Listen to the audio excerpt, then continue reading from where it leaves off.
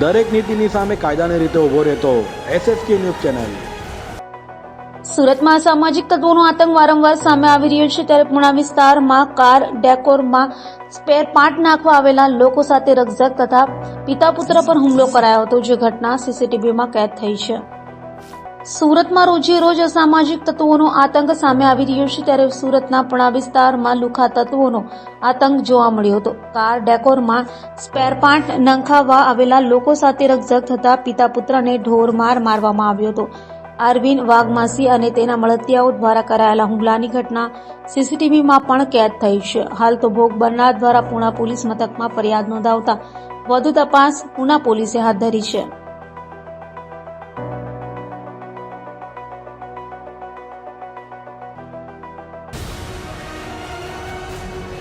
દરેક નીતિની સામે કાયદાની રીતે ઊભો રહેતો SSK ન્યૂઝ ચેનલ।